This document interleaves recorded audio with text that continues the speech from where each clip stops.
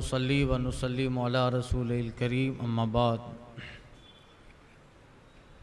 फ़ौज़ु बिल्लाहि मिनश शैतानिर रजीम बिस्मिल्लाहिर रहमानिर रहीम।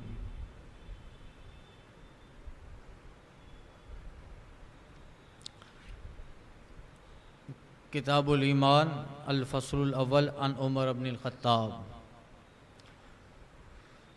मिशकात शरीफ का दर्स गुज़िश्ता कई सालों से जारी रहा और एक मरतबा उसके कई अबवाब बल्कि मुकम्मल मिशकात ख़त्म हुई। यह अल्हम्दुलिल्लाह दूसरी मरतबा शुरू हो रहा है।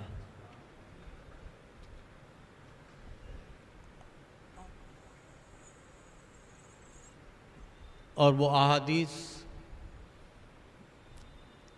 जिनका ताल्लुक़ ईमान से है, अक़ीदे से है, मुख्तलिफ़ अबवाब ज़िंदगी, हयात, अखलाक, सीरत नबवी, शमाइल नबवी,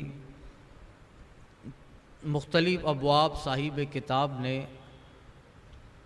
इस किताब के बांधे हैं। और इस किताब को शुरू किया किताबुल ईमान से, इसलिए कि असल ईमान है और वही मुक़द्दम है। इसकी पहली हदीस किताबुल ईमान से भी पहले एक हदीस फ़ारूक़ आज़म से रिवायत करते हैं। अन उमर इब्नुल ख़त्ताब रज़ियल्लाहु तआला अन्हु क़ाला क़ाला रसूलुल्लाह सल्लल्लाहु अलैहि वसल्लम इन्नमल आमालु बिन्नियात व इन्नमल मर्उ व इन्नमा लिइम्रिइन मा नवा फमन कान हिजरतु इलल्लाह व रसूलिही फहिजरतु इलल्लाह व रसूलिही वमन कानत हिजरतुहु इला दुनिया युसीबुहा औ इमरातिन यतज़व्वजुहा फहिजरतुहु इला मा हाजरा इलैहि मुत्तफ़क़ अलैहि। ये हदीस मुत्तफ़क़ है। हदीस मुत्तफ़क़ उस हदीस को कहते हैं जिसको बुखारी और मुस्लिम दोनों में रिवायत किया गया हो। और ये मैं बारहा अर्ज़ कर चुका। और अहादीस जो आएंगी मिशकात शरीफ की, उसके बयान का तरीका ये होगा कि जिस रावी से वो हदीस मरवी है, पहले उस रावी के ताल्लुक़ से कुछ बातें होंगी। वो कहाँ पैदा हुए, कहाँ वफ़ात पाई, उन्होंने वो हदीस किससे सुनी, बराए रास्त हुजूर से सुनी या किसी सहाबी से सुनी। इसलिए कि इस किताब में बहुत सारी अहादीस ताबईयों से भी मरवी हैं। तो ताबई ने वो हदीस सहाबा से सुनी है। फिर अहादीस के दर्जे हैं, ये हदीस से मरफू है, हदीस से मुरसल है, हदीस से मक़तू है। ये अहादीस के दर्जे हैं। सबसे बड़ी हदीस का दर्जा वो होता है कि सहाबी बराए रात हुजूर से सुन के रिवायत करता। हदीस से जिस सिलसिला रावियों का हुजूर तक पहुंच जाता हो कि जिसने हुजूर से जो ना सुना है, जिस सहाबी ने, वो बयान करते हैं। फिर सहाबा से ताबई सुनते हैं, कभी ताबई से तबे ताबई ने सुना है। तो हदीस का ज़िक्र होगा तो जिस रावी से वो हदीस मरवी होगी, चाहे वो सहाबी हो या ताबई हो, तो उसके ताल्लुक़ से कुछ न कुछ बयान होता है कि कहाँ पैदा हुए, कहाँ वफ़ात पाई और किन के साथ रहे, किन की सोहबत में रहे। तो ये रिवायत हज़रत फ़ारूक़ आज़म से, अब उनके ताल्लुक़ से कहने की कोई हाजत नहीं है।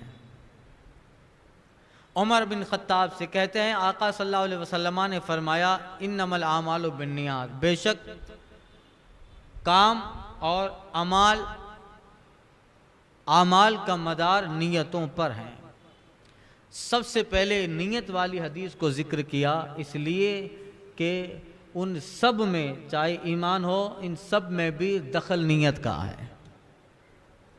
नीयत सारे आमाल से ऊपर है और इंसान की नीयत जिसका ताल्लुक़ बराए रास्त अल्लाह ताला की ज़ात से है,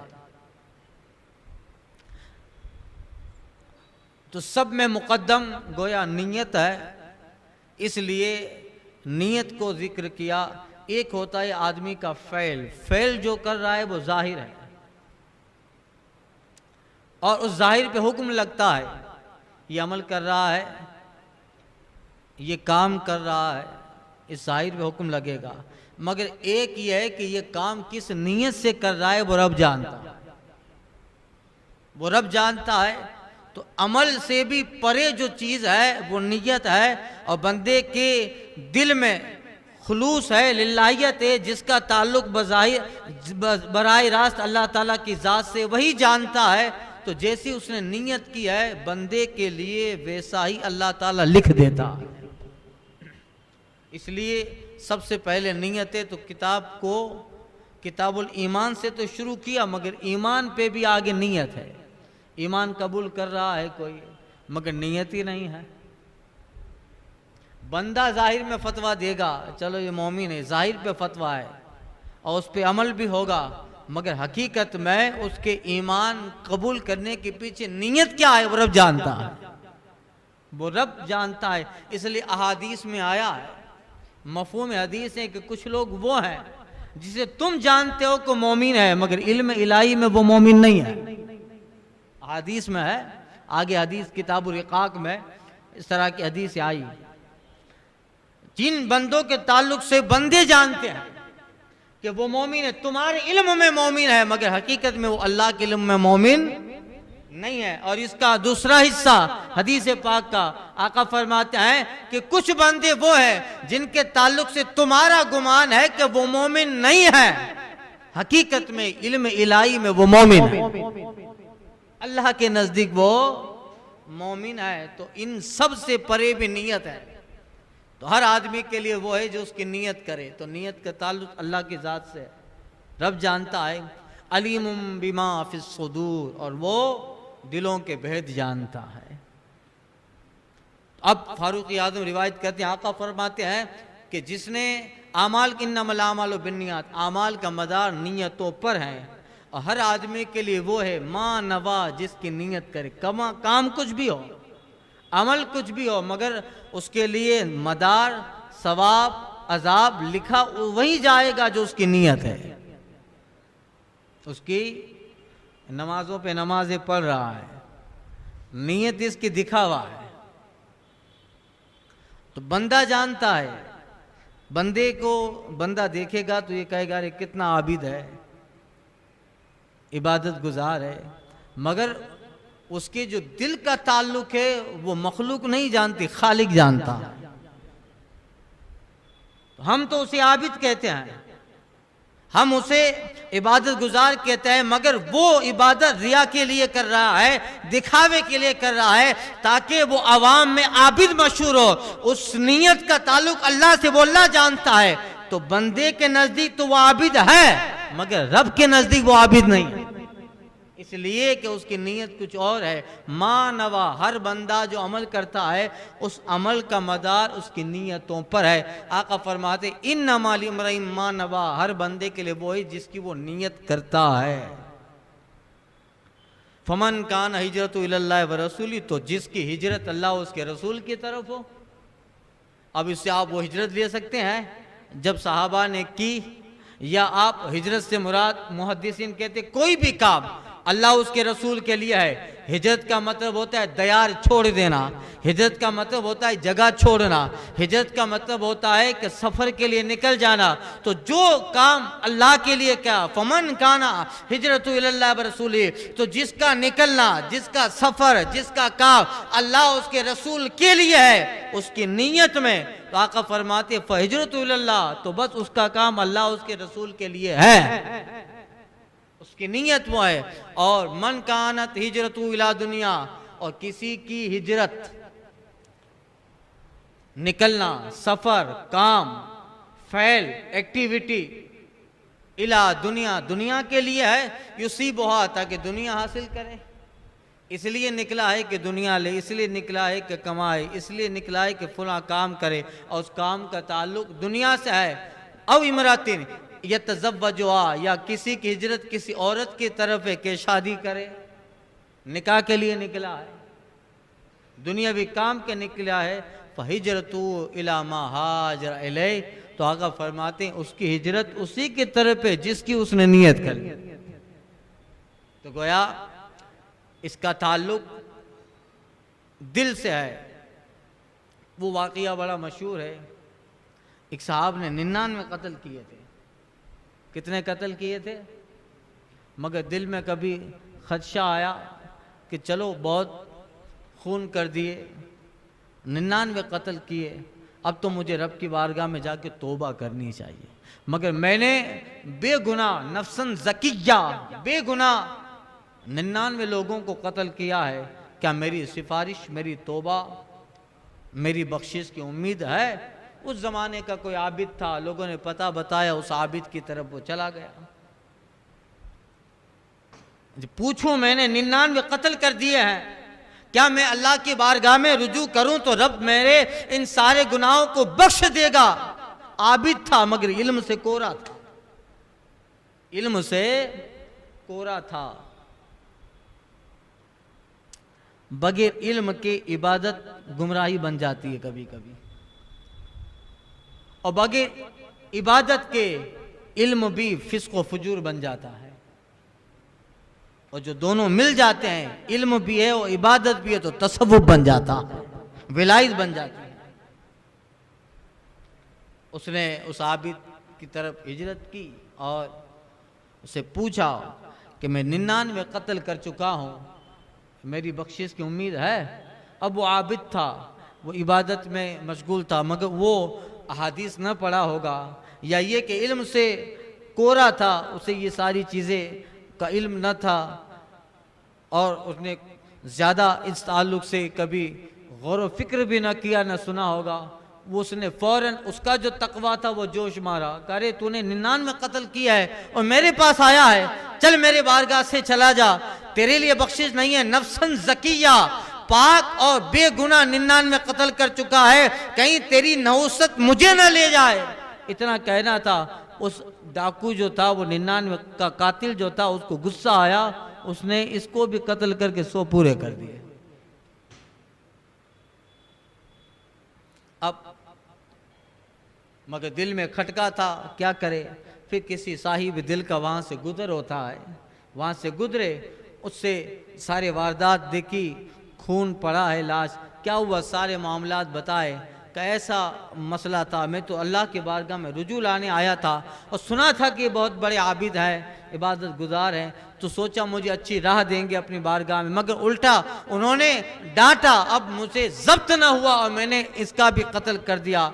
ऐ आने वाले, तू कोई साहिब दिल रखता है, बता, अब तो मेरे 100 कत्ल हो गए, और ये मैंने यकीनन, मैं इस बात से एतराफ़ करता हूँ, यकीन करता हूँ, मैंने इन सबको बेगुनाह कत्ल किया है, ये सब मुजरिम न थे और मैंने जुल्मन इनको मारा है, मगर अब मुझे रब की बारगाह में आना है, खालिक की बारगाह में आना है। आखिर मैंने सुना है उसके दरवाजे तो खुले रहते हैं, मगर मुझे पता नहीं है कि उस दरवाजे तक पहुंचने के लिए जाया कहाँ जाता, कहाँ जाऊं? साहिब दिल से कहा, देखो इधर चले जाओ, ये रास्ता जाता है, कुछ किलोमीटर चलोगे तो वहाँ एक अल्लाह वाले की बारगाह व मज़ार है, जो उस मज़ार में लेटे हैं वो साहिब दिल हैं, साहिब करामत थे, आलिम भी थे, सूफी भी थे, वली भी थे, और खुदा के मुकर्रबीन बंदों में हैं। जाओ उनकी बारगाह में चले जाओ और उनकी बारगाह में खड़े रहकर उनके तवस्सुल से अल्लाह की बारगाह में बख्शिश तलब करो। अल्लाह अपने महबूबीन के सदक़े वसीले यकीनन तेरे जुर्म माफ कर दे। अब वो इस बारगाह से बंदा चला, अब चलता है, आधा रास्ता पहुंचता है कि उसकी मौत आ जाती है। अभी उस अल्लाह वाले की बारगाह में पहुंचने भी ना पाया, आधा रास्ता पहुंचा और मौत आ गई। जैसे ही मौत आई तो उसको लेने अजाब के फरिश्ते भी आ गए और रहमत के फरिश्ते भी आ गए। अजाब के फरिश्ते कहते हैं ये हमारा आदमी है, 100 लोगों का कातिल है। रहमत के फरिश्ते कहते हैं ये जो भी था, मगर अभी जब निकला था तो नीयत अच्छी थी। कुल इम्रिइन मा नवा, हर आदमी के लिए वो है जिसकी नीयत करता है। अब दोनों में मुज़ाहमत हुई। अजाब के फरिश्ते कहता है कि इतना बड़ा गुनहगार था, इसको हम ले जाएं। रहमत के फरिश्ते कहता है कि जो भी था, मगर आखिरी अमल अल्लाह वाले की तरफ था, महबूबीन की तरफ था। क्या किया जाए? इतने में हुक्म होता है कि जमीन को नापो, ये जिसकी तरफ ज्यादा चला है, जिसकी तरफ ज्यादा चला है वो उसको ले जाए। अब आधा रास्ता पार किया था, अब अपने दया से कितना रास्ता और कितना रास्ता जहाँ मौत आई है वहाँ से उस बारगाह की तरफ जब नापा गया, चलाता तो थोड़ा, चाहते तो अजाब के फरिश्ते ले जाते, मगर जब नापा गया तो कुदरत इलाही से वो रास्ता जो अल्लाह वाले की बारगाह की तरफ चला था, अल्लाह की बारगाह की तरफ से उस रास्ते को समेट दिया गया, उस रास्ते को समेटा गया, तो पता चला कि ये ज्यादा कदम अल्लाह वाले की बारगाह की तरफ चला। इसलिए बस अब उसको रहमत के फरिश्ते ले जाएंगे। क्या पता चला, अली कुल्ले अमरइन मा नवा, आका फरमाते हर आदमी के लिए वो है जिसकी नीयत कर लेता है। ये इसलिए फरमाया फमन कान हिजरत दुनिया, तो जिसकी नीयत दुनिया की हो कि दुनिया हासिल करे, औ इमरातिन, या किसी की नीयत किसी औरत के लिए है, यतज़व्वजुहा, ताकि औरत से निकाह करे, तो बेशक उसकी हिजरत उसी के लिए है। वमन कान हिजरत इल्लल्लाह व रसूली, और किसी की नीयत अल्लाह उसके रसूल की तरफ हिजरत की है, तो यकीनन उसकी हिजरत अल्लाह उसके रसूल की ही तरफ है। तो ये पूरा किताबुल ईमान में पहली हदीस। अब आगे से शुरू है किताबुल ईमान, फसल अव्वल अन उमर इब्न खत्ताब फारूक आज़म से रिवायत। ये रिवायत हदीस जिसको हदीस जिब्रील कहा जाता है, हदीस जिब्रील, चूँकि इसका ताल्लुक़ अक़ीदे से है और हज़रत जिब्रील बारगाह रिसालत में आए थे, उन्होंने कुछ सरकार की बारगाह में सवाल किए, हुजूर ने जवाब दिए, और बड़ी लंबी अहादीस है जिसमें क़यामत का भी जिक्र है, जिसमें इल्म गैब भी है, ईमान का भी जिक्र है, इस्लाम का भी जिक्र है, आमाल का भी जिक्र है, और पूरा ईमानियात गोया कि इस हदीस में, हदीस जिब्रील में है। ईमान और अमल दोनों का मजमा ये हदीस है, मगर चूंकि इस हदीस में दखल जनाब जिब्रील का है अलैहिस्सलातु तस्लीम, कि वो एक अजनबी की शक्ल में आकर हुजूर से सवाल करते हैं, हुजूर जवाब देते हैं, तो मुहद्दिसीन ने इस हदीस को हदीस जिब्रील का नाम दिया। इंशाअल्लाह ताला आइंदा के दर्स में, कल के दर्स में इंशाअल्लाह ताला किताबुल ईमान की पहली हदीस, हदीस जिब्रील अर्ज़ करता हूँ। अल फातिहा।